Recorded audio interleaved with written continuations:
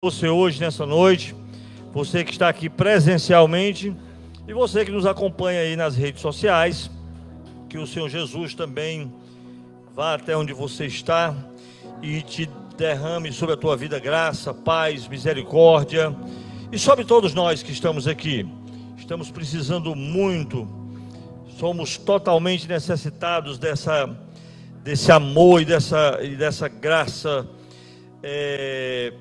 bondosa, generosa, que só Jesus tem por toda a humanidade, por nós e por toda a humanidade.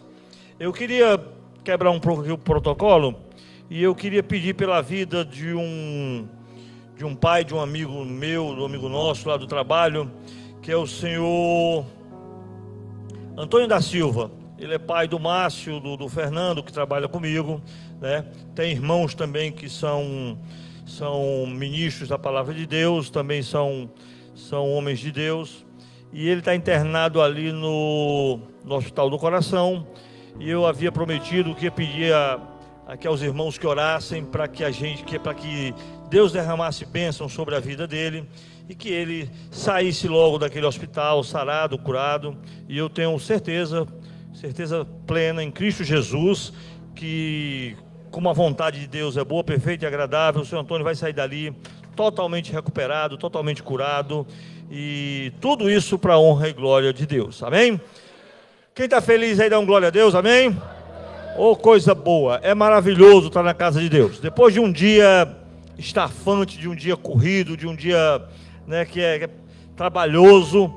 Quando a gente vem aqui, quando a gente sobe, chega aqui na igreja, independente de estar aqui no púlpito ou aí sentado nessas cadeiras, é maravilhoso. Eu estava lendo ali a Bíblia e, sabe, parece que há um renovo, há uma nova...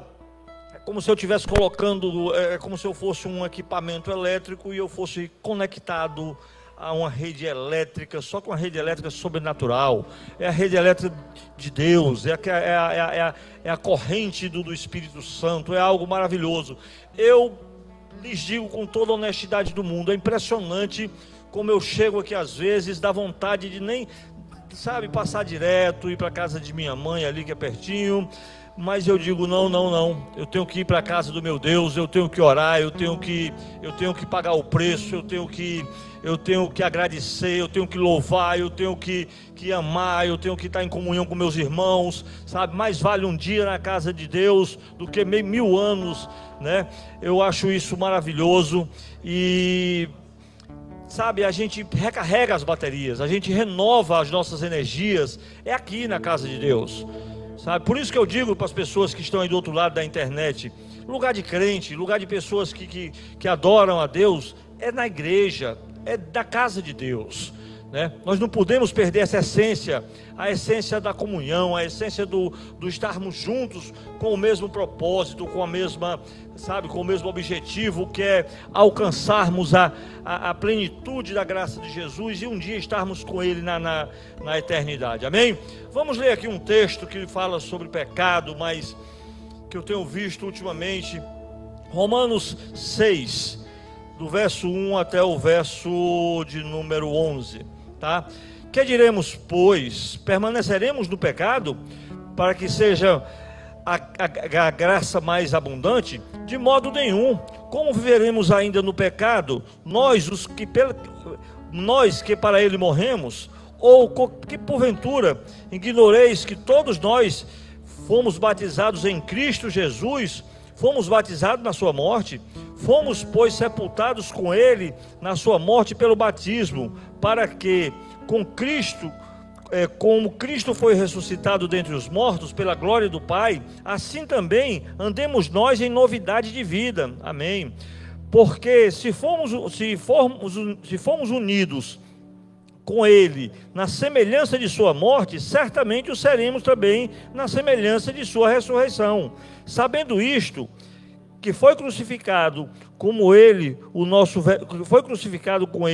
velho homem, para que o corpo do pecado seja destruído e não sirvamos mais o pecado como escravos, porquanto quem morreu está justificado do pecado. Ora, se já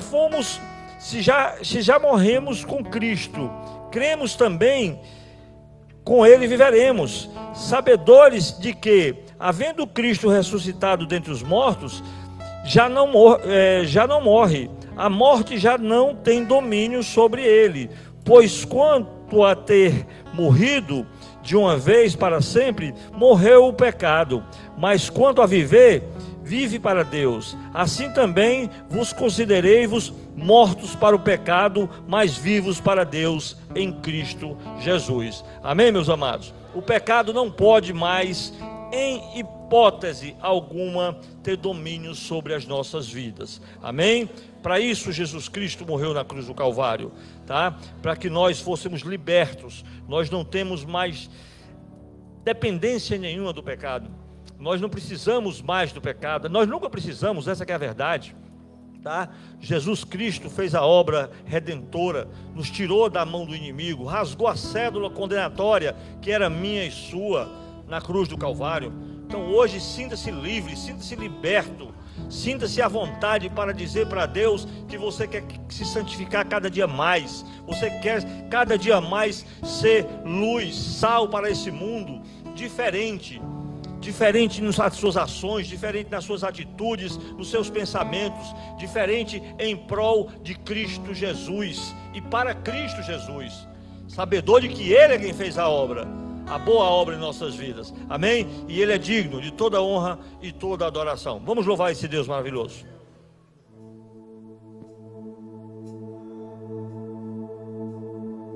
Aleluia, Jesus. Queremos te conhecer, Senhor.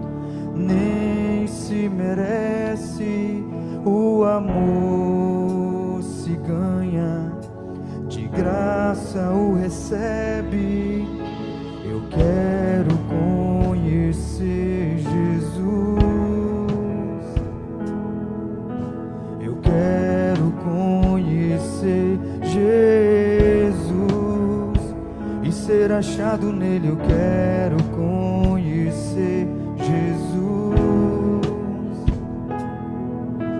Eu quero conhecer Jesus.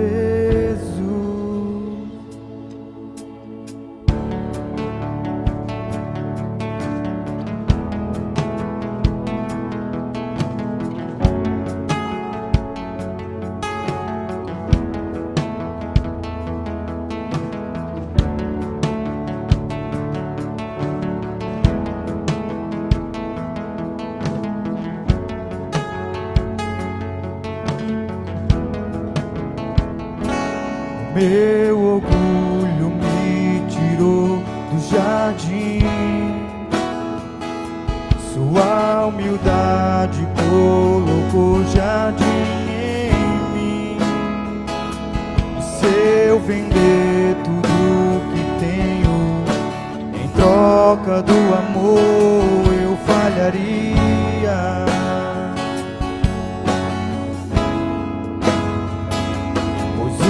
O amor não se compra, nem se merece. O amor se ganha, de graça o recebe. Eu quero te conhecer, Jesus. Eu quero conhecer Jesus e ser achado nele. Eu quero conhecer Jesus.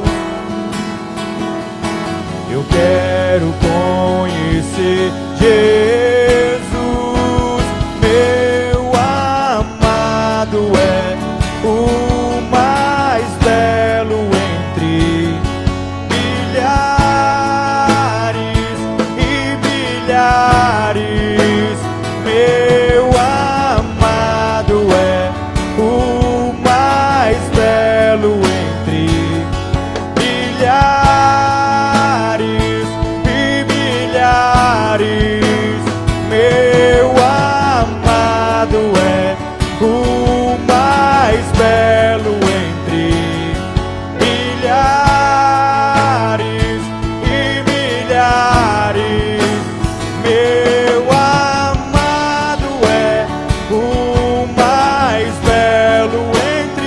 e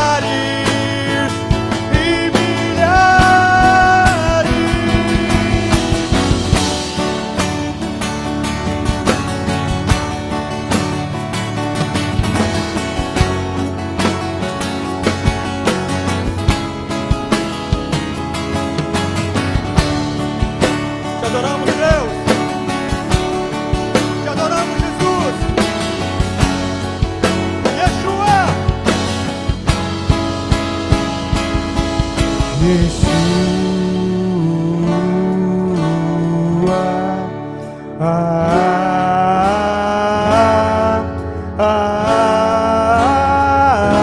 Levante as mãos para o alto, queridos.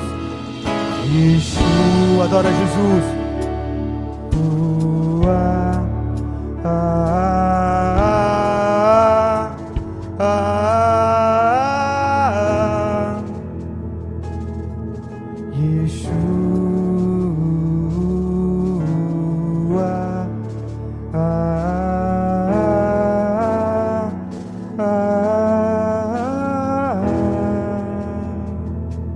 Aleluia.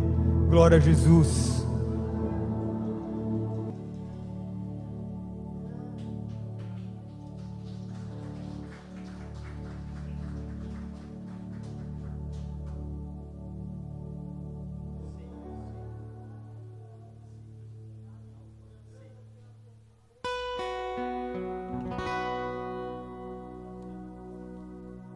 Tu és santo, Deus. Glorificado e exaltado seja o teu santo nome.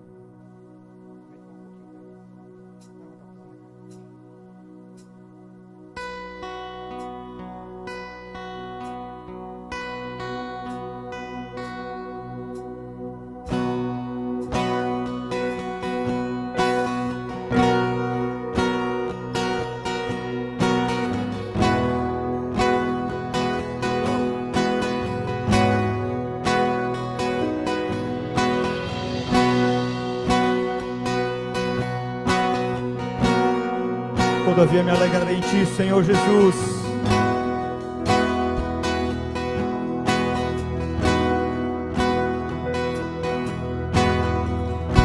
Eu tenho um Deus que não vai deixar essa luta me matar, o desespero me tomar, por mais pressão a situação, o controle ainda está na palma de suas mãos. Eu tenho o quê? Eu tenho um Deus que não vai deixar essa luta me matar, o desespero me tomar, pressão que seja a situação, o controle ainda está na palma de suas mãos. Choro de uma noite, mas a alegria ela vem pela manhã. Eu creio, eu creio. Choro dura uma noite, mas a alegria ela vem pela manhã. Eu creio, eu creio. Ainda que a figueira não floresça e não haja fruto na vide, que o produto da oliveira minta, todavia me alegrarei. Todavia me alegrarei, todavia me alegrarei.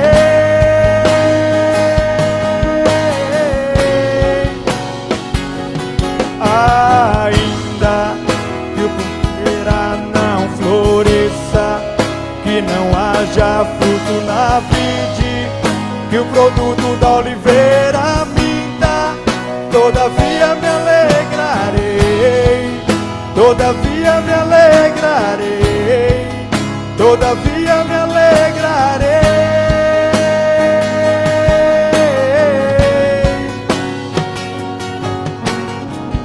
Choro dura uma noite, mas a alegria ela vem pela manhã. Eu creio em ti, Jesus. Choro dura uma noite, mas a alegria ela vem pela manhã. Eu creio, eu creio.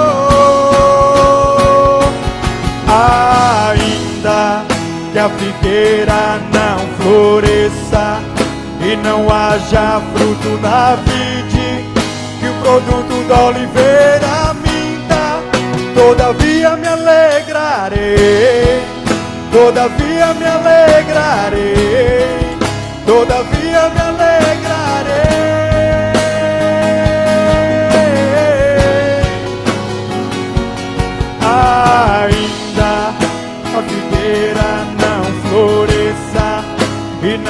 haja fruto na vide, que o produto da oliveira minta. Todavia me alegrarei, todavia me alegrarei. Só a igreja agora ainda que a figueira não floresça e não haja fruto na vide, que o produto da oliveira minta. Todavia me alegrarei, todavia me alegrarei, todavia me alegrarei.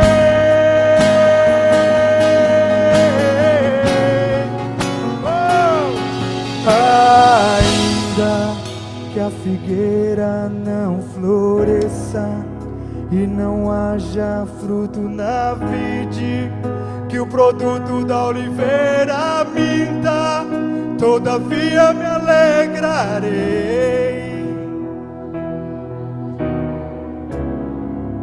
todavia me alegrarei.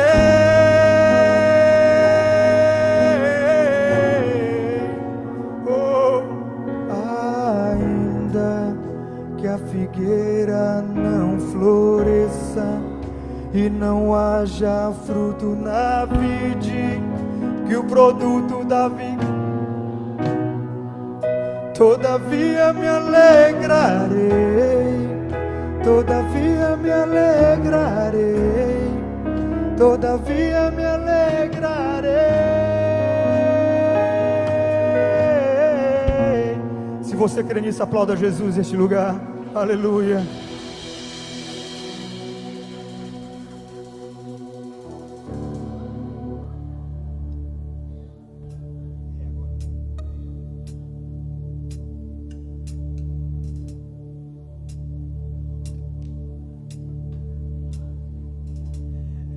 Essa canção é autoral, amém?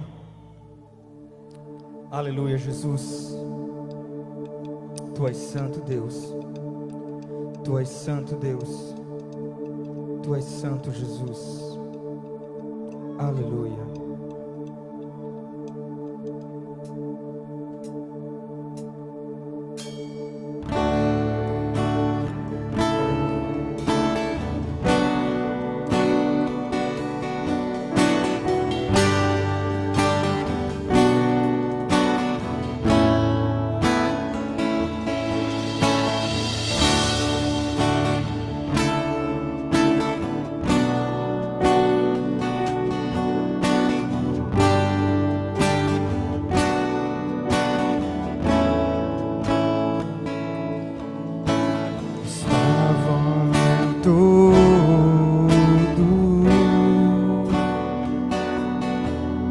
Reunidos no mesmo lugar, ansiosos por tua promessa, que ali viria se cumprir. E de repente veio um som do céu, vento impetuoso, e encheu todos ali. Espírito Santo, mostra o teu poder. Espírito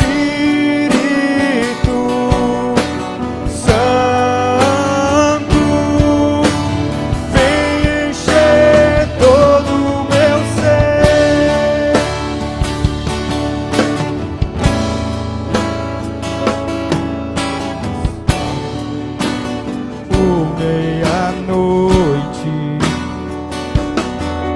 Paulo e Silas oravam a Deus,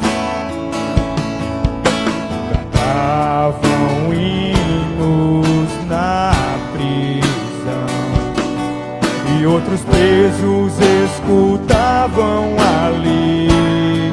E de repente e de repente veio um grande tremor e a todos libertou, da cadeia o salvou. Espírito Santo, mostra o teu poder. Espírito Santo, vem encher todo o meu ser.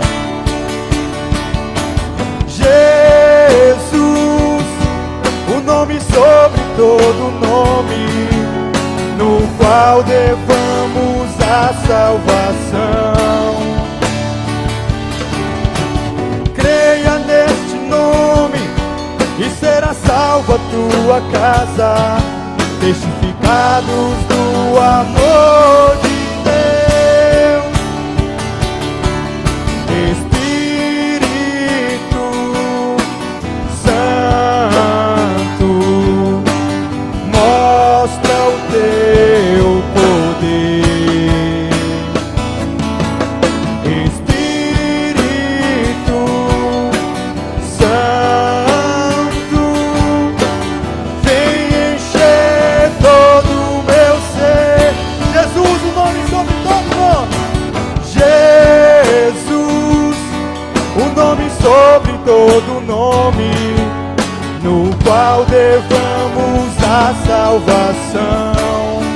Creia neste nome, creia neste nome, e será salva a tua casa, testificados do amor de Deus. Só a igreja agora. Espírito Santo, mostra o teu poder. Espírito Santo, vem encher todo o meu ser. Canta comigo, Jesus. Jesus, o nome sobre todo nome, no qual devamos a salvação. Tu és santo, Deus.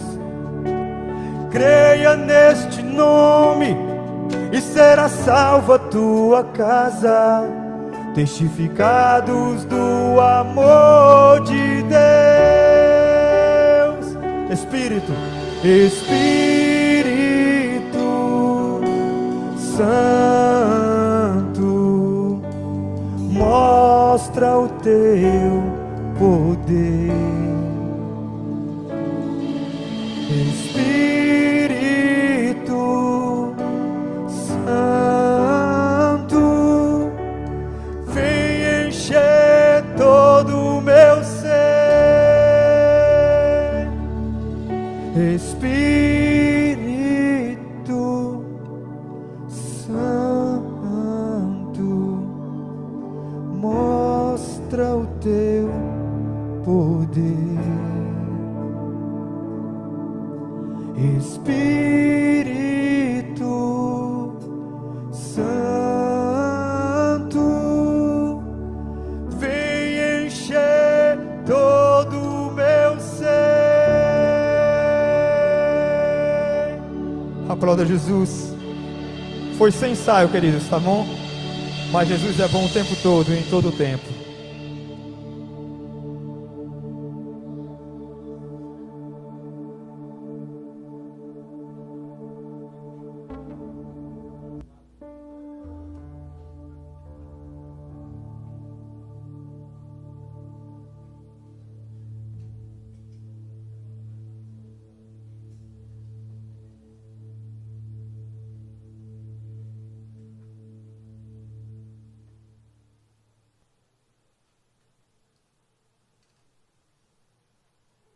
Irmãos, boa noite, graça e paz. Louvo a Deus pela vida dos irmãos nessa noite. Muito bom estar aqui, amém? Graças a Deus. Se alguém tiver alguma oferta para entregar na casa do Senhor, fique à vontade, tá bom? O gasofilaço está aí. Faça tudo com ordem e decência, segundo a Bíblia. Amém?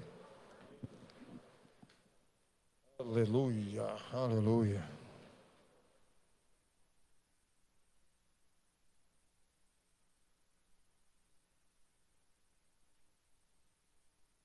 Muito bem, irmãos. Mais uma quinta-feira. Louvo a Deus pela vida dos irmãos, mais uma vez. Os irmãos que estão nos acompanhando aqui nas nossas redes, né? Sociais também. Está aqui conosco hoje, nos visitando a Rosélia, filha da dona Elizabeth. Que Deus te abençoe, tá? Em nome de Jesus. Seja bem-vinda. Amém? Graças a Deus que nos dá a vitória em Cristo. Amém? Aleluia. Bom, assim como o pastor Belato falou, tem muita gente que diz assim: hoje eu estou cansado e não vou para a igreja. Né, pastor? Estou cansado e vou, mas estou cansado e não vou. Amém? Aleluia. Santo Deus, maravilhoso Pai. Bom, hoje nós vamos ver algumas coisas que ficamos na quinta de ver hoje, tá? E uma tarefa aí para o grupo de obreiros. Alguém já viu? Alguém já viu a tarefa que eu passei para o grupo de obreiros? Gente, eu acho que eu vou marcar uma reunião de obreiros novamente, sabe? Estou achando que vocês estão meio avoados. Não estão administrando bem o tempo que Deus dá para vocês. Né? Amém? Em primeiro lugar, o quê? O reino de Deus. Em primeiro lugar. E as demais coisas. Oi? Não respondeu? Então, botei para você pesquisar, homem. Tem que pesquisar. Essa expressão aí, já e ainda não. Uma expressão muito usada no meio teológico. Né? Já e ainda não. Você lê Marcos 4, você começa a entender, viu? Já bota lá no Google, vê o que tem lá. Eu nem botei no Google, não sei nem o que, é que tem lá, mas bota lá no Google a expressão já e ainda não e vamos ver o que, é que vocês vão encontrar. Amém? Então, deixa eu ver o que a gente viu. Lucas 21, 20, né? Vamos ver. Entender aqui qual a diferença do Evangelho de Mateus, qual a proposta de Mateus, qual a proposta de Lucas, qual a proposta de Marcos. Dos três, quem escreveu primeiro foi Marcos, tá bom? Então, tanto Mateus quanto Lucas se apropriaram de Marcos para escreverem.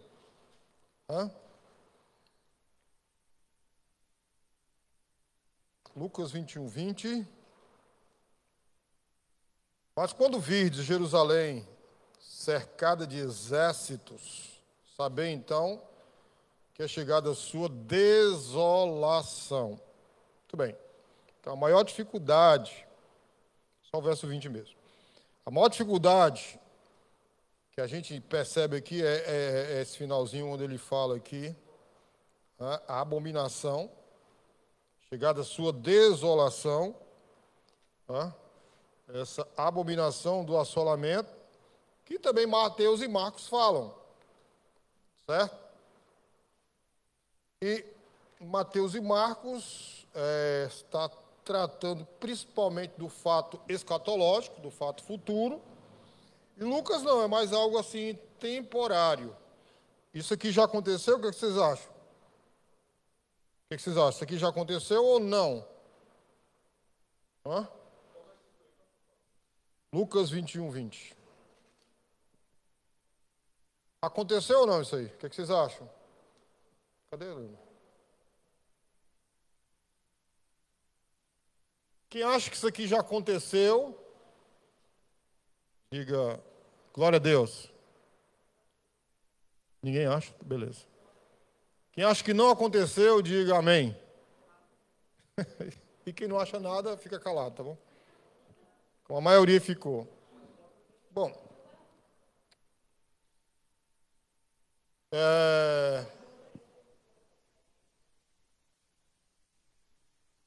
Todo mundo agora está falando uma vez, né? Legal. Vamos lá, quem vai falar aí? Aconteceu ou não aconteceu? Aconteceu. Bem, acordaram, né? Quando aconteceu? A invasão dos romanos. Aconteceu. O que mais aconteceu com essa invasão dos romanos? Destruição do templo e acabou o sacrifício. Então, casa bem direitinho lá com Daniel, né? Daniel 9, casa bem direitinho com Daniel 9, 24 até o 27, onde fala que vai cessar o sacrifício. Então, quem é o anticristo?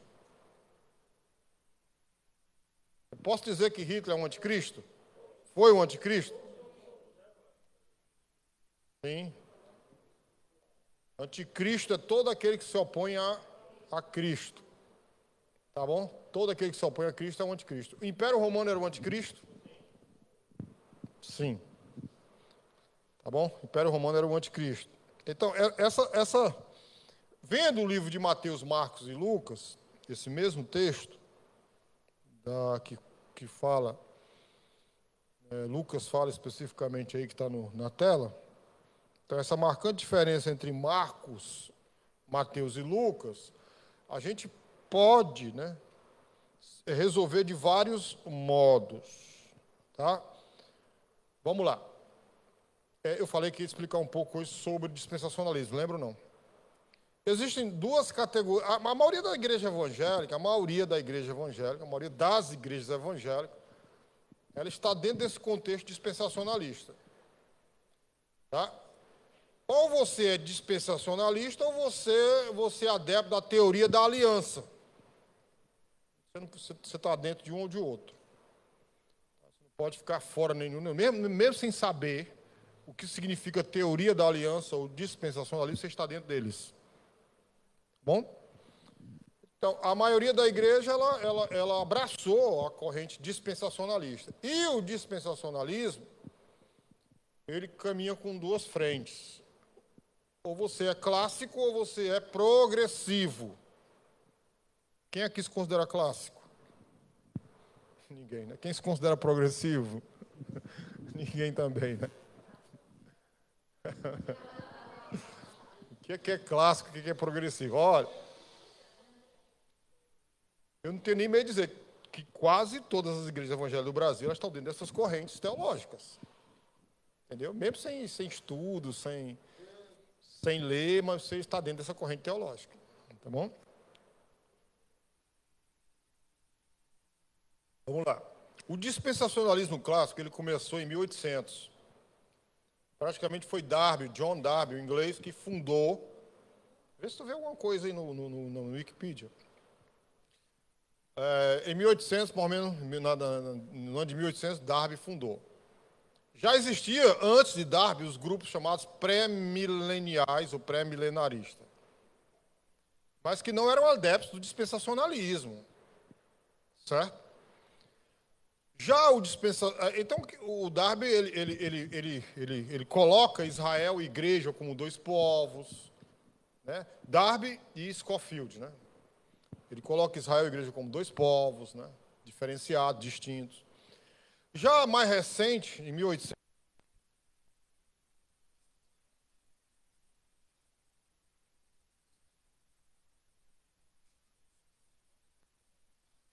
eles não fazem essa distinção. Você me perguntar, pastor, eu estou mais hoje para progressivo, tá? Dispensacionalista progressivo, tá? Em que, se você observar os dois seminários que nós fizemos, quando nós tratamos aqui sobre a ética do reino, a ética de Jesus Cristo e o reino e igreja, você vai ver direitinho ali o nosso posicionamento hoje, tá bom? Então, muitos intérpretes, deu para entender ou não? O que é dispensacionalismo clássico e o que é dispensacionalismo progressivo. O dispensacionalismo progressivo saiu de dentro do clássico. Tá? Eles são diferenciados. Porque eles acham que a igreja de Israel é uma coisa só, Deus juntou os dois em um só povo em Cristo Jesus. Tá bom? Mais coisas vocês vão encontrar por aí, se vocês estudarem, né? Bom, se você estudar, por exemplo, Pentecoste, o próprio Scofield, Matthew Henry, são autores que defendem o dispensacionalismo clássico. Bom? Então, há muitos intérpretes conservadores seguiram a narrativa de Lucas e interpretaram Mateus e Marcos à luz do Evangelho de Lucas. A grande tribulação e a abominação do assolamento, ela deve ser entendidas historicamente como referentes ao cerco de Jerusalém e a destruição do templo pelo general Tito romano, que durou de 66 a 70 da nossa era cristã. Então, o que é que muitos estudiosos falam com relação à grande tribulação? É que a grande tribulação, né, como os dispensacionalistas clássicos afirmam, que a igreja vai ser arrebatada, aí depois virá a grande tribulação. Quem fala isso, quem é? Dispensacionalistas clássicos. Né? Quem fundou? Darby. 1800. É uma coisa nova, né? É uma coisa nova. Então eles falam isso. Tá? Eles pegam aquele texto de João, capítulo 14, versículo 1, 2 e 3, quando Jesus diz, na casa de meu pai há muitas moradas, se não fosse assim, vos teria dito, eu vou preparar lugar, e quando eu estiver preparado, voltarei e levarei vocês para mim, porque onde eu estiver, estareis vós comigo. Pegam esse texto, que só tem esse texto na Bíblia toda, e pegam 1 Tessalonicenses, capítulo 4, versículo 13 até o 17. Mas se você estudar direitinho, né, 1 Tessalonicenses, capítulo 4 e 1 João são dois textos diferentes. São dois textos totalmente diferentes. Paulo não está falando aquilo que os dispensacionalistas clássicos falam.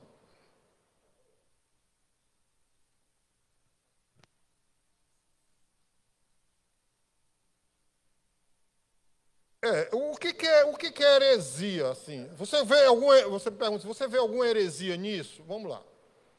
Heresia é, por exemplo, você levantar um Baal aqui. Vamos adorar Maria. Isso é heresia. Entendeu?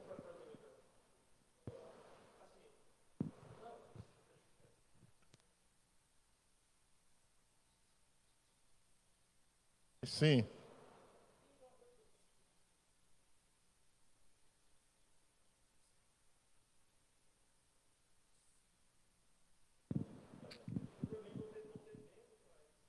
Progressivo. Progressivo.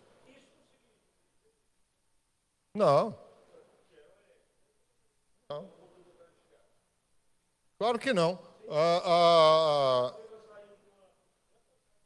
Não, a gente melhoramos a nossa visão. Melhoramos a nossa visão com relação ao reino de Deus. Entendeu? Não. O que é herético, por exemplo, é você negar a salvação, colocar a salvação em outro nome que não seja Jesus Cristo. Isso é uma coisa bem herética. Por exemplo, você vê em Gálatas 2, Paulo e Pedro brigando por uma questão doutrinária. Né? Se você ler lá Gálatas capítulo 2, você vai ver Paulo discutindo com Pedro por causa de uma questão doutrinária com relação ao sentar-se com gentio. Não foi uma coisa herética, foi uma coisa doutrinária deles lá, que depois foi consertado. Depois teve o concílio, né? Concílio, se você ler Atos 11 até Atos 15, você vai entender o concílio ali direitinho. Que teve o concílio que a presença dos apóstolos decidiram como é que seria o rumo dos gentios, nós, igreja. Tá? E tem muita gente na nossa igreja, assim, na igreja evangélica, que ainda come carne sufocada. Eu não como, porque a Bíblia proíbe. Pastor, você come sarrabulho? Não, porque sarrabulho é carne sufocada, é carne de sangue. Entendeu? Não como, é antibíblico comer. Está lá escrito, lá em Atos capítulo 15. Né? 4 coisas lá que eles deixaram bem claro com relação à igreja. Né? Então, tem coisas que a gente tem que seguir, sim, Atos 15. A igreja tem que seguir, porque foram ordenanças dos apóstolos. Né? Efésios 2, 20, né? fundamentados em quem? Nos apóstolos e nos profetas. Então eram homens de Deus, estavam andando com Deus. Agora, os concílios que vieram depois, esse aí eu não obedeço nenhum deles, não. O único concílio que eu obedeço é o concílio de Atos 15. Eu não obedeço o concílio de Nicéia, não obedeço, não. Eu não obedeço o concílio, os outros concílios que apareceram, que surgiram. Porque, de certa forma, esses concílios, eles criaram alguma doutrina que é errada com relação às Escrituras Sagradas. Entenderam? Amém? Então, podem divergir em pontos doutrinários? Sim, claro que podemos divergir em pontos doutrinários. Né? Amém? Por isso, a gente coloca aqui sempre as fontes. Para quê? Para quem quiser pesquisar, estudar e ir à frente. Né? Então, a invasão deu-se no ano de 66 até o ano 70, né? E o templo foi destruído, né? Como a gente fala aqui, sempre na questão do terceiro templo.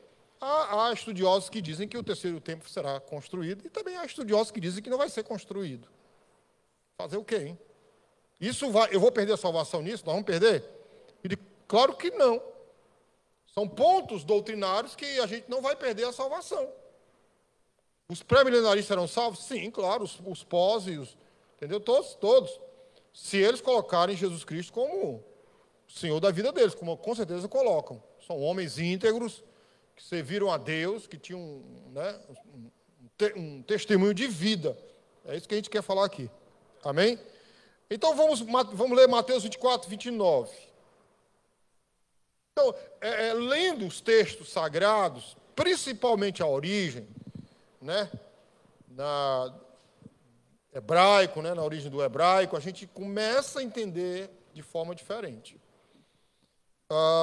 Mateus 24, 29, vamos ler. Mas é bom que vocês perguntem, entendeu? Mateus 24, 29. E logo depois da aflição daqueles dias, o sol escurecerá e a lua não dará sua luz, as estrelas cairão do céu e as potências do céu serão abaladas. Você vê lá em Lucas, estão lembrados que é de Lucas 21, 20? Estão lembrados? Né? Que Jerusalém ia ser, né, cercada. Amém? Lucas 21, 20. E Mateus 24, 29, né? A dificuldade com esse ponto de vista é que a volta de Cristo, como é que é a volta de Cristo em grego? Como é que é o nome no grego, a volta de Cristo? Parousia. A parousia, né, acontecerá. Quando é que vai acontecer a parousia segundo aqui? Né, segundo esse texto. E logo depois da aflição daqueles dias, o sol escurecerá e a lua não dará sua luz, as estrelas cairão do céu e as potências do céu serão abaladas. É o verso 30, o que é que diz? Presta atenção. O verso 30 já está falando da volta de Cristo, a parousia, diferente de Lucas. Então, Lucas está falando de algo que já aconteceu.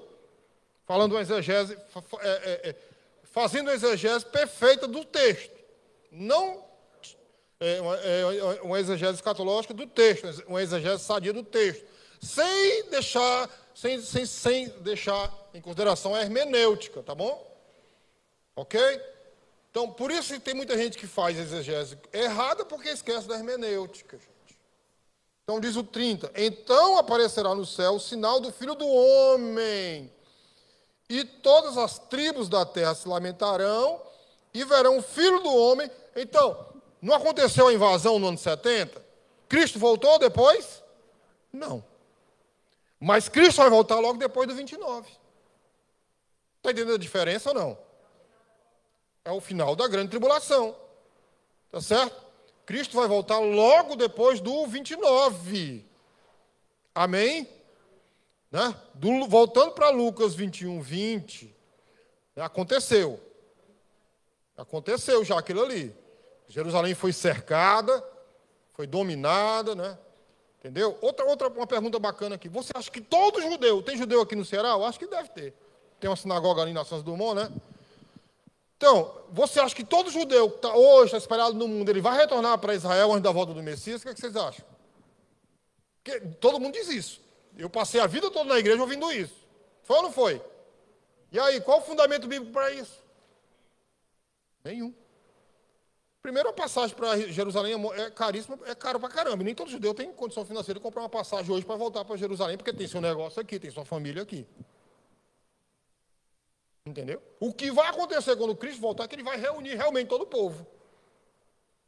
Ele vai reunir todo mundo. Amém? O que vai acontecer é isso, ele vai reunir todo mundo. Tá?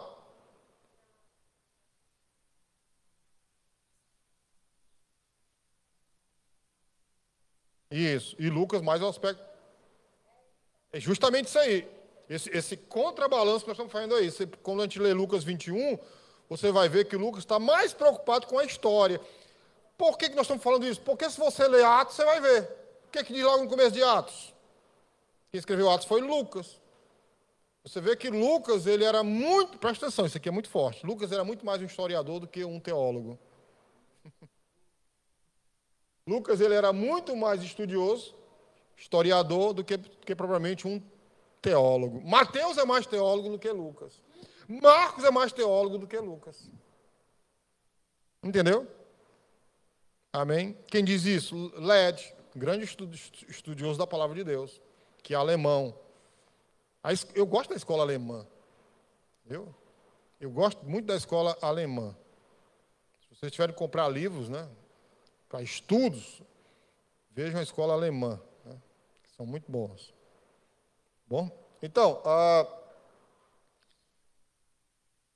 nós estamos vendo aqui que esse posicionamento aqui, essa perspectiva que nós estamos falando, ela coloca a tribulação e a abominação do assolamento de forma escatológica, como fosse acontecimento dos últimos dias.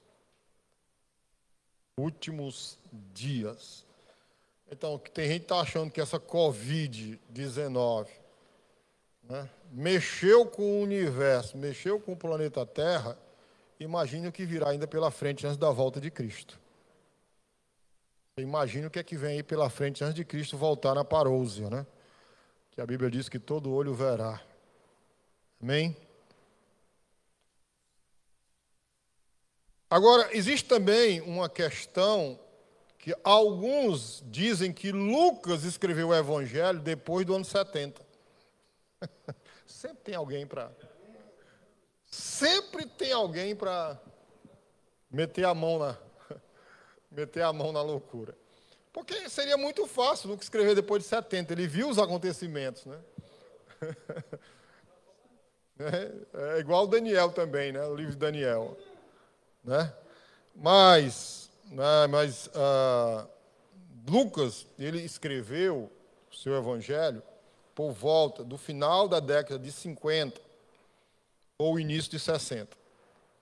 Amém, queridos? Lucas não escreveu, como alguns falam, depois do ano 70. Ok? Não acredite nisso aí, não. Tá? Meu amigo, vai ter livros e mais livros que vai contar umas coisas, vão contar outras coisas, vão contar outras coisas. Fala. 21. 20.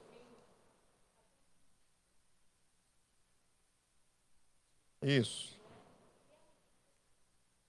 Esses nomezinhos que tem assim, eles não são bíblicos. Certo? Por exemplo, se você pegar aqui em Mateus, está falando assim: a volta do rei, a terra, no fim da tribulação. Isso aqui foi alguém que escreveu, não inspirado por Deus. Tá bom? Então seria bom se a gente comprasse uma Bíblia que não tivesse nada disso. Uma Bíblia que não tivesse nenhum comentário. Que a gente vai ser sempre, né? A gente vai ler os comentários, vai achar que aquilo é verdade. Eu sei. Eu entendi sua pergunta. Entendeu? Então, gente, a diferença dos evangelhos é como a Noelma acabou de falar. Uma trata do futuro histórico imediato, Lucas, e a outra da consumação escatológica, Mateus e Marcos. Amém? Lucas trata do fato histórico, né, do momento imediato, e Marcos e Mateus está falando de algo que ainda vai acontecer, né? 2000 anos já, né? Está com 2000 anos já. Mateus, por exemplo, Marcos 13, 4.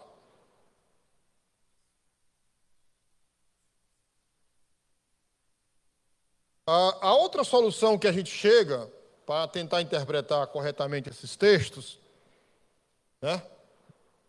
Marcos 13, 4. Outra solução é que o discurso, ele foi proferido por Jesus Cristo para responder a, uns dizem a uma questão dupla, outros dizem uma questão tripla, né? Então,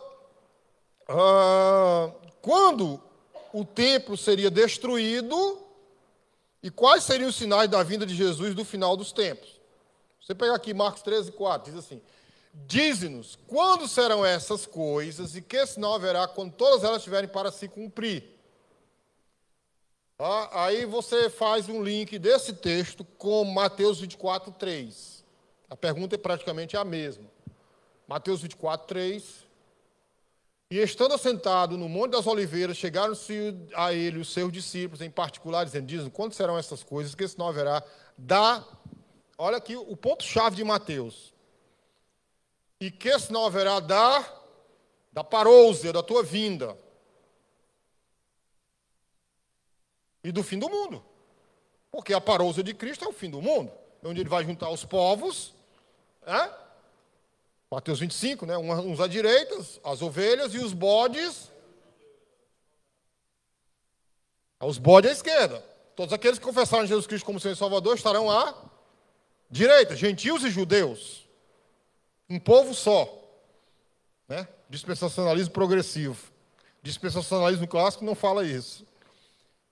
Todos aqueles que Paulo muito sabiamente fala em Romanos. Paulo dá um show em Romanos, Paulo dá um show em Efésios, em Gálatas também. Romanos e Gálatas praticamente é um assunto só. Então, os que tiverem à direita são as ovelhas, os que tiverem à esquerda serão os bodes. Aí já entra no reino eterno. Amém? Ok? Então, está vendo que a pergunta aqui, está vendo que Mateus ele é mais assim, detalhista? Né? Quando ele fala que sinal haverá da tua vinda. Né? Ou seja, então a gente percebe que a resposta de Jesus Cristo, ela vai além do tempo presente, ela é uma resposta o quê? Escatológica. O que é escatologia? Acontecimentos futuros. Gente, vocês estão entendendo? Eu não tenho pressa não, tá? Uma boa pergunta também, né? Muito bem, uma boa pergunta também. Bom, alguns estudiosos, né, os dispensacionalistas clássicos, eles interpretam o milênio como se fosse um período de 1000 anos. Literal. Tá? Outros teólogos, outros estudiosos, eles não interpretam simbolicamente. Por exemplo, hoje eu conversei com o doutor Nicolas, né? Hoje eu mandei mais uma pergunta para o doutor Nicolas, né? Que o Antônio me fez uma pergunta no meu privado. Antônio ali, o marido da Marta, me fez uma pergunta no privado e eu respondi. Aí eu aproveitei a pergunta do Antônio e perguntei o doutor Nicolas. Deixa eu ver se ele me respondeu. Eu acho que ele não me respondeu. Não, embora o fuso horário seja 2 horas antes nos Estados Unidos, dependendo do local, né? Tem até 4 horas também. Eu aproveitei o gancho e fiz a pergunta do doutor Nicolas. Doutor Nicolas, as 2 testemunhas lá de Apocalipse 11, é algo passado ou é algo futuro? Eu tenho dúvida, sinceramente eu tenho dúvida hoje. Se aquelas 2 testemunhas, né? Primeiro, há uma incógnita, né? Quando fala daquelas 2 testemunhas, ninguém sabe. As pessoas especulam, Moisés, Elias, Enoque, né? Josué, não o Josué do livro de Josué, né? Mas o Josué que voltou, o sumo sacerdote que voltou com os exilados da Babilônia. Josué, Zorobabel, tal. Então há muita especulação, mas muita, não é pouca não. Né? Ver aqui se ele me respondeu. Há muita especulação com relação àquelas 2 testemunhas. Então eu aproveitei, né? Eu acho que essa é a minha 8ª pergunta que eu faço a ele nesses últimos meses. Aí eu aproveitei e perguntei, essas 2 testemunhas, é algo passado ou é algo ainda que vai acontecer realmente futuro? Não, aquela novela Apocalipse, eu peço para vocês nem abrirem a televisão, não escutarem aquilo, porque ali tem muita divergência mesmo. Ali tem muita coisa que não está na Bíblia, não, tá? Tem muita coisa ali que foi inventada, ficção, ali tem muita ficção. Então ali acaba, de certa forma, trazendo prejuízo para a vida da gente, né? Para a mente da gente. Eu estou procurando aqui saber se ele já me respondeu. Então, pastor Belardo, é isso. Tem muita gente que acha que não. O milênio já é o eterno mesmo, é o reino eterno. Porque eu vi um comentário, semana mesmo, eu vi um comentário de um estudioso da Bíblia dizendo assim: ora, se Jesus vai estar reinando, com todo mundo com o corpo glorificado, a posição dele, né? Dispensacionalista progressivo. Veja se faz sentido. Se Cristo está reinando, novos céus, nova terra, todo mundo com o corpo glorificado, como é que depois de 1000 anos ainda vai gente com o corpo glorificado vai se rebelar? Ele faz esse tipo de questionamento. Como é que depois de 1000 anos todo mundo com o corpo glorificado, porque Mateus 25, né, 20 possuir para herança o reino eterno, né? Amém? Como é que depois até a Zé fez essa pergunta a mim também, faz assim, fez essa colocação. Como é que depois de um certo tempo, 1000 anos, gente ainda vai se rebelar com o corpo glorificado? Ele fez esse questionamento, ele faz questionamento, né? Diz que não tem sentido isso. Entendendo? A posição do dispensacionalista clássico, ele diz que não tem sentido. Né? Só procurando aqui no meu e-mail, saber se ele me respondeu. Normalmente ele responde rápido. Não demora mais que um dia para responder. Só que eu fiz a pergunta hoje. Né? Eu queria ver como é que era a resposta dele, para passar já para vocês aqui.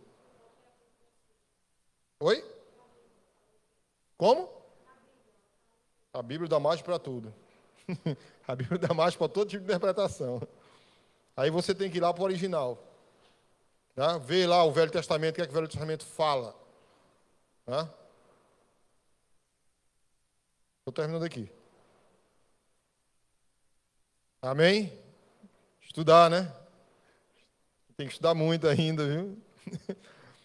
Tem que estudar muito, porque existe muito pensamento aí, muito, né? O campo é vasto. O campo é vasto. Estou terminando aqui, gente, de averiguar. É porque são muitos comentários, são 200 e poucos comentários.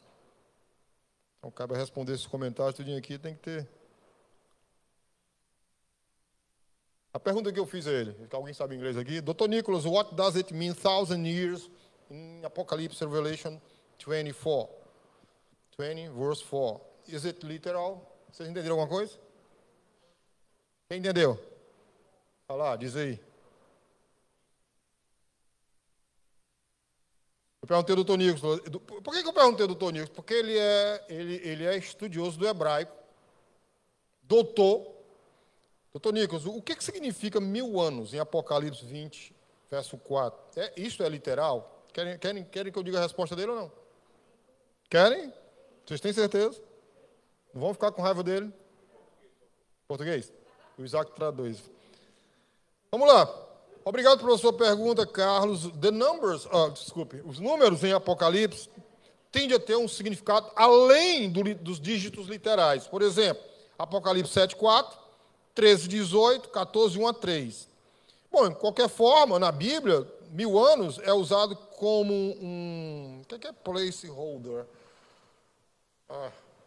É usado como placeholder, como sei lá, um atributo para um período muito longo. Veja Eclesiastes 6:6. Mas as Escrituras também dizem que 1000 anos, à vista de Deus, é como um dia simples. Confere com Salmo 94, 2 Pedro 3:8. Na luz dessas passagens e da procliatividade de Apocalipse para um número simbólico, os 1000 anos em Apocalipse provavelmente não deveriam ser tomados como um número preciso. É a resposta dele. Então, ele não acredita na literalidade de 1000 anos. Ele acredita como se fosse um tempo eterno, como muitos acreditam. Mas vamos ver se ele respondeu a minha pergunta de hoje. Aí eu fiz outra pergunta a ele. Não, isso aqui eu não vou ler para vocês, não.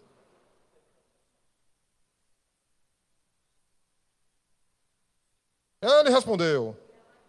Respondeu. A última pergunta que eu fiz, doutor Nicolas, quem são as duas testemunhas em Apocalipse 11, 3? Até eu estou curioso para saber, né? Que é inédito. Vou ver agora a resposta.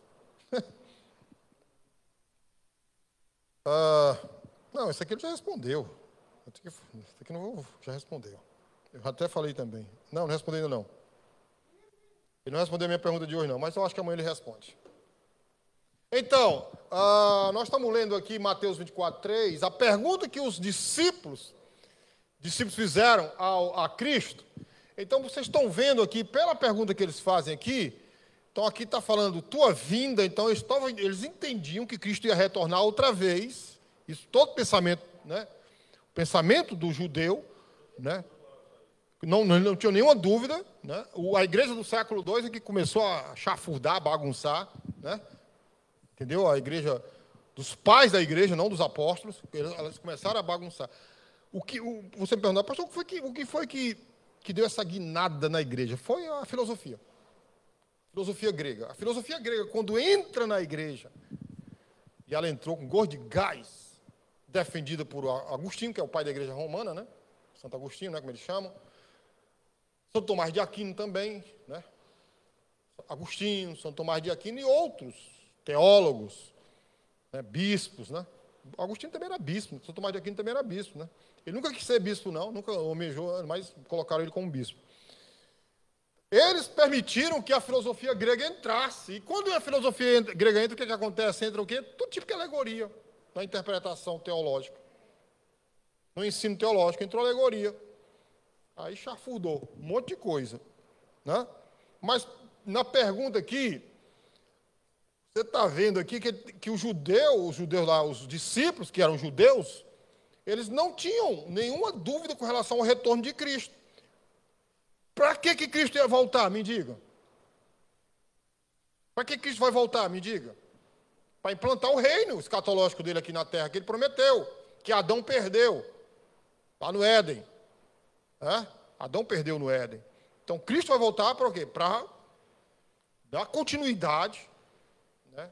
O reino de Cristo começa quando nós aceitamos Jesus Cristo. Aí já estou respondendo a pergunta que eu coloquei no grupo de obreiro, né? Do já e ainda não. Do já e ainda não. Né? Já, reino, e ainda não, quando ele voltar. Entendeu? Então, essa é uma expressão muito usada no meio dos teólogos, dos estudiosos. Entendeu? Então, você faz assim, esse link, Mateus 24, 3, com Marcos 13, 14, então você consegue, né, dar uma solução para o problema. Isso chama-se de quê? Hermenêutica, que é o estudo da interpretação dos textos sagrados. Amém? Então, a narrativa de Marcos incorpora referências tanto históricas, Marcos, quanto escatológicas. A preocupação de Lucas é mais histórica, a preocupação de Mateus é mais escatológica, e a preocupação de Marcos é tanto histórica quanto escatológica. Lembrando o seguinte, quem escreveu primeiro? Dos três, Marcos escreveu primeiro, e Mateus e Lucas se apropriaram de Marcos para escreverem os seus respectivos livros. Amém? Amém? A gente poderia fazer todo o culto de quinta-feira um grande fórum de discussão mesmo. Discussão pesada, de perguntas bem fortes, perguntas bem pesadas, porque daí eu vou ter a necessidade de estudar mais. Entendeu? Eu preciso estudar mais, a gente precisa estudar mais, precisa, entendeu? Se concentrar mais na palavra de Deus. Então, vamos lá. Então, você vê, vamos ver para os três evangelistas. Pegando Lucas, Marcos e Mateus, vamos lá. Falando de uma mesma coisa, né? Do mesmo acontecimento, da destruição de Jerusalém, da volta de Cristo. Então, observe que na resposta de Jesus, nos três evangelhos, ele fala tanto da queda de Jerusalém, tá? Jesus ele dá uma resposta completa, né, a essa pergunta aqui. Ele fala tanto da queda de Jerusalém, quanto de acontecimentos, né, da sua, vamos dizer aqui no grego, parousia, da sua parousia, da sua volta, do seu retorno, da sua vinda com poder e grande glória, para reinar onde? Aqui na terra. Com quem? Comigo, com você, com o corpo glorificado. Deu para entender isso aí? Amém? Se não deu para entender, faça uma pergunta que a gente volta. Tá? Vamos agora para o Velho Testamento, no livro de Amós, que é justamente o livro em que os apóstolos, né, fundamentam no primeiro concílio da igreja. Amós, capítulo 5, versos 18 e 20. Eu quero que vocês leiam esse texto de Amós, e eu vou fazer uma pergunta desse texto. Amós 5, 18 a 20.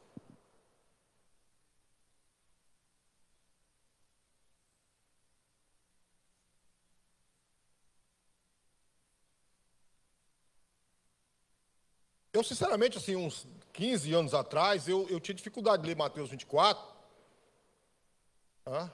15, 10 anos atrás, eu acho que eu tinha dificuldade de ler Mateus 24 e interpretar como eu já estou interpretando aqui com vocês, né, do fato histórico e do fato escatológico, né, da destruição, né, de Jerusalém no ano 70, né, e a parousia de Cristo, né, a volta de Cristo. Amós 5, 18 a 20, eu quero que vocês leiam comigo, vamos lá? Ai daqueles que desejam um dia do Senhor. Sabe que dia é esse, né? É a volta de Cristo, né? Para que quereis vós este dia do Senhor? Será de trevas e não de luz. É como se o homem fugisse de diante do leão e se encontrasse com ele o urso. É bacana, né? Ou como se entrando numa casa, a sua mão encostasse à parede e fosse mordido por uma cobra. Não será, pois, o dia do Senhor trevas e não luz, e escuridão sem que haja resplendor?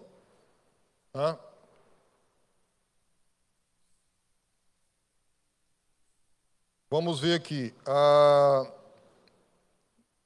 Nessa passagem em Amós 5, 18 a 20, o dia do Senhor que está falando aí, o que é que vocês acham?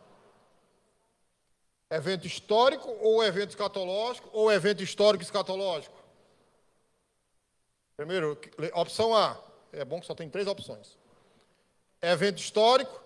Opção B, evento escatológico. Opção C, histórico escatológico. Histórico escatológico. Entendeu? É um evento histórico que faz parte da história e escatológico. Vamos fundamentar? Vamos ver Amós 7, 4. Amós 7, 4.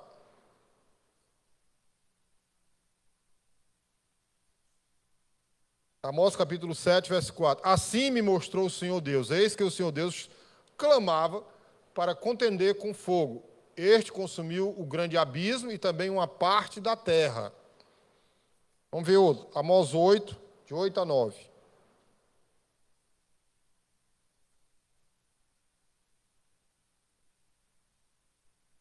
Amós 8, de 8 a 9. Por causa disso, não estremecerá a terra e não chorará todo aquele que nela habita. Certamente levantar-se-á toda ela como o grande rio e será agitada e baixará como o rio do Egito. E sucederá que naquele dia, diz o Senhor Deus, farei que o sol se ponha ao meio-dia e a terra se entenebreça no dia claro. Vocês estão vendo? São acontecimentos históricos e escatológicos. Por quê? Porque ele fala da destruição que aconteceu e fala também da parousia.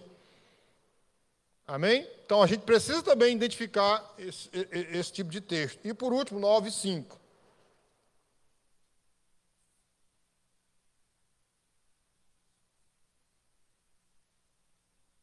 Porque o Senhor Deus dos exércitos é o que toca a terra e ela se derrete e todos os que habitam nela chorarão. E ela subirá como um rio e abaixará como o rio do Egito. Aqui é mais escatológico. Agora, vamos entender a perspectiva histórica de Jesus quanto ao futuro. A gente para por aqui, tá? Porque tem muitas passagens, eu não quero prosseguir, porque senão vai bananar a nossa cabeça. Qual é a pergunta?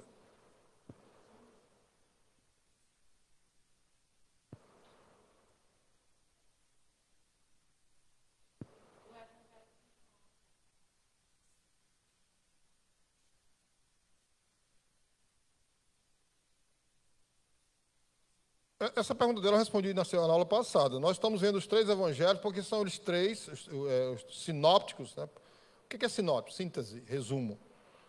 Né?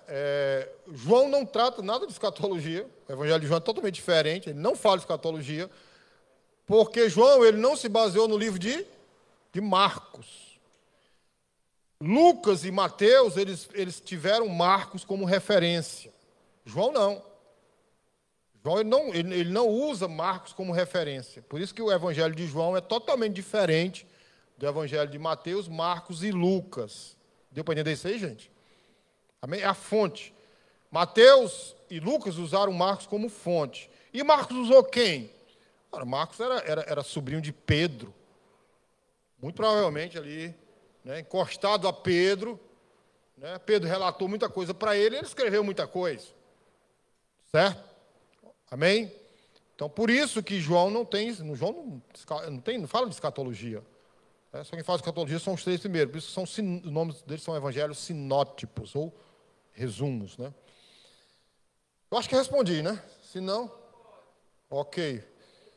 De nada, estamos aqui para isso. Então, os evangelhos, eles registram Jesus como antecipando certos eventos que iriam acontecer no futuro imediato. Eu até falei na aula, na quinta-feira passada, o que é um futuro imediato. É um futuro que você se programa. Por exemplo, nós vamos para o passeio no dia 11, no dia 2 do 11, no dia 11 no mês de novembro, dia 2 do 11. Isso é um futuro imediato. Já está praticamente tudo certo, só falta vocês me pagarem. Está tudo certo já, né? O local está certo. O ônibus também está certo. O ônibus pode até aumentar o número de lugares.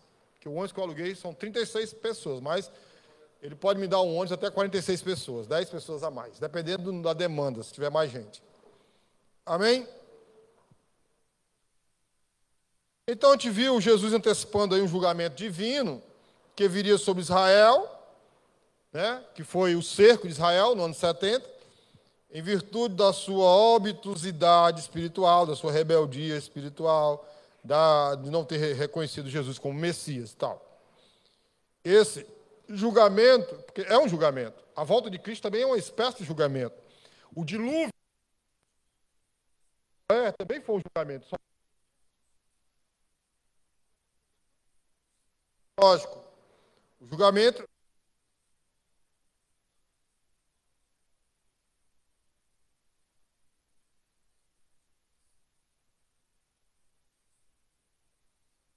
(13:34), Lucas capítulo 13, verso 34, por isso que eu peço para vocês não faltarem às quintas-feiras, tá? Estarem sempre aqui presentes. Jerusalém, Jerusalém, que mata os profetas e apedreja os que te são enviados. Quantas vezes quis eu ajuntar os teus filhos, como a galinha os seus pintos, debaixo das asas, e não quiseste. Se você ler o restinho, né, você vai ver lá o lamento de Jesus Cristo por conta da destruição que iria acontecer em Jerusalém, da desobediência de Jerusalém, do povo lá. Né? Rejeitaram o reinado do Messias. Tá? Continuando a leitura aí do 35, 36 em diante. Mateus 23, 37 até o 39.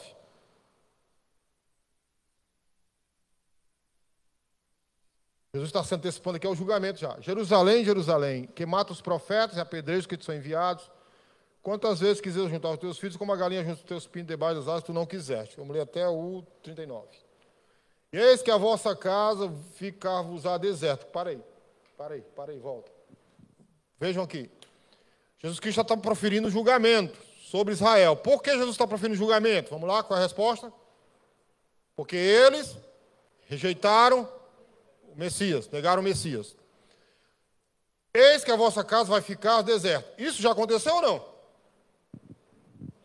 Sim, com a invasão dos romanos. Tá? Continuando a leitura, 39. Porque eu vos digo que desde agora me não vereis mais, até que digais, bendito que vem em nome do Senhor. Isso aqui vai acontecer quando? Isso aqui vai acontecer quando? Na parousia. Baruch Rabá, né? Bendito que vem. Baruch Rabá, Bishem Adonai, né? Baruch Rabá, naquele que vem em nome do Senhor. Então, Observe, volta para o 38. Observe aqui. 38 é um futuro imediato. E o 39 é um futuro que ainda vai acontecer. 39 aqui ainda vai acontecer, ó. Deu para entender ou não? Quando Jesus está proferindo o julgamento sobre Israel. Aí outro texto, Lucas 19, 41 a 44. A gente termina por aqui e continua por aqui na próxima oportunidade. Lucas 13 também. Mesma coisa de Mateus 23, está proferindo um julgamento imediato. Vamos lá, Lucas 19, 41, vamos ler aqui. E quando ia chegando, vendo a cidade, chorou sobre ela, dizendo, se tu conhecesse também, ao menos neste teu dia, o que a tua paz pertence, mesma coisa ele faz hoje com a gente, sabia? Mas agora está encoberto aos teus olhos. Porque dias virão sobre ti, em que teus inimigos te cercarão de trincheiras. Aconteceu, né? E te sitiarão, e te estreitarão de todos os lados. E te derrubarão, e a ti e aos teus filhos que dentro de ti estiverem. E não deixarão em ti pedra sobre pedra, pois que não conheceste o tempo da tua visitação. O Lucas é muito mais detalhista, né? Muito mais detalhista, até o 44. E te derrubarão a ti e os teus filhos que dentro de ti estiverem, e não deixarão em ti pedra sobre pedra, pois que não conheceste o tempo da tua visitação. Agora eu vou para Lucas 23, 27 a 31. Lucas 23.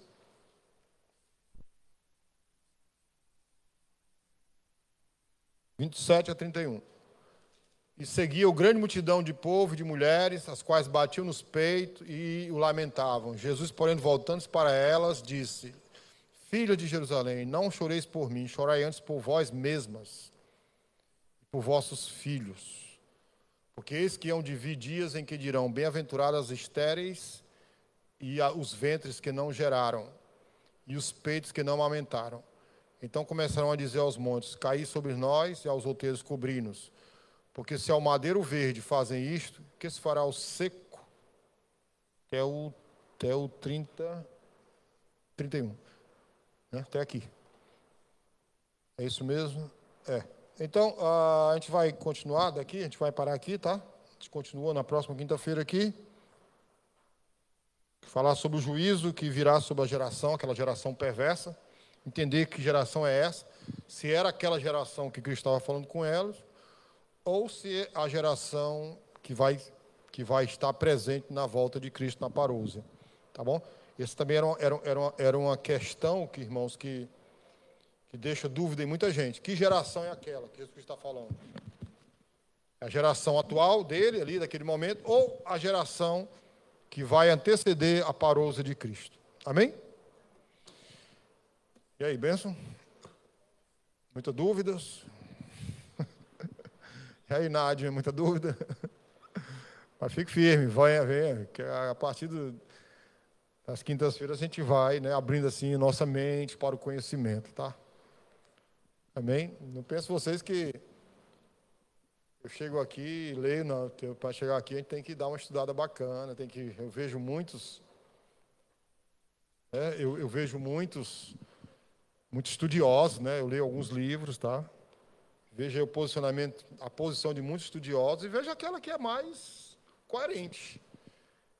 Vejo que é mais coerente. Eu acho assim, eu hoje estou me seguindo muito para o Dr. Nicholas, né? Americano lá. Nem é conhecido, né?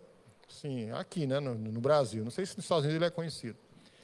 Mas a oportunidade que eu vou agora nos Estados Unidos, eu vou atrás dos livros dele lá, vou ver se eu compro algum livro dele lá nos Estados Unidos. Que tiver do livro dele lá, eu vou comprar lá.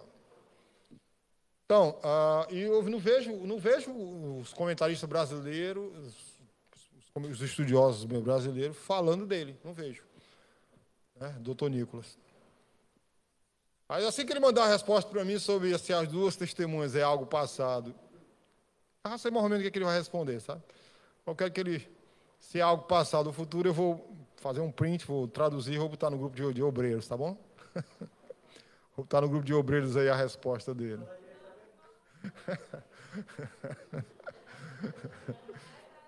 vou fazer o seguinte, para espalhar rapidamente, eu vou estar no grupo das mulheres. O que tu acha aí? Vou botar a resposta dele. Amém? As respostas deles são bastante coerentes. As respostas deles são bastante coerentes e tem um embasamento tremendo. Embasamento muito bom. Tá? Muito bom mesmo. Amém? Só mais 2 minutos. Bota Israel Bible Center. Você vê que eu vou mostrar para vocês quem é o Dr. Nicholas aqui. A gente aperta no Google com a direita e bota traduzir, traduz. Traduz tudo em português. Bota Israel Bible Center e procura o Dr. Nicholas aí. Tem na internet. Você pode buscar na internet. Não, é aqui Israel Bible Center. Israel Bible Center. Você descobre lá. Você lê os artigos dele tudo, nem eu ainda. Até agora eu não consegui ler todos os artigos dele, são muitos. Mas são bons. Eu não consegui ler ainda todos os artigos do Dr. Nico. Dr. Eli também escreve muito bem, Dr. Eli. Tá aí, ó. Esse aqui é o Dr. Eli, que ele é o fundador, né, do Israel Bible Center. Ele tem um artigo muito bom sobre o sábado e domingo, que eu botei no grupo dos obreiros, lembra? Seguir o sábado, guardar o sábado ou o domingo, né? Alguém ainda tem essa dúvida? Esse artigo já está no grupo de obreiros que eu traduzi, já botei lá. Clica aí no Israel Bible Center mesmo, clica aqui, isso, aqui. Vai aparecer o nome de todos eles. Não precisa de login, não. Deixa eu ver aqui. Eu acho que é bem aqui, deixa eu ver se é aqui. Clica aqui. Aqui, ó. Aqui. Voltando aí, para cá. Isso, está aqui o doutor Nicholas, daqui é o doutor, é o professor, né? Ele está terminando o doutorado agora, professor Pinchas. Esse doutor ali é muito bom, está aqui o doutor Nicholas. Normalmente eu participo muito de webinar com esses aqui, com o doutor Gruber, o doutor Eli e o professor Pinchas. Eu participei de 2 webinars com eles, muito bons webinars. Infelizmente é tudo em inglês, né? Tudo em inglês. Ele é novo. Clica aqui nele aqui, doutor Nicholas. Clica aqui, não, aqui. Não é curso não. Eu quero os artigos dele. O centro é em Israel, mas ele mora nos Estados Unidos. É americano. Todos eles são americanos, mas são messiânicos, judeus messiânicos. Não apareceu, volta lá. Quero ver onde é que tem os artigos. Será que não é aqui?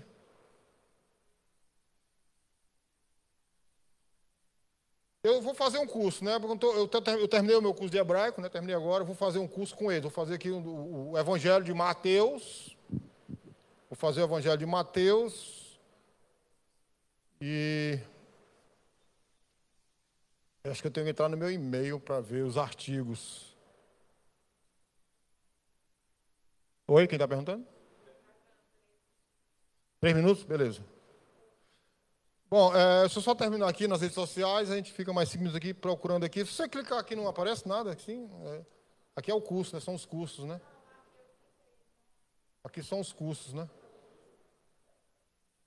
Entra no meu e-mail então aí, hotmail.com.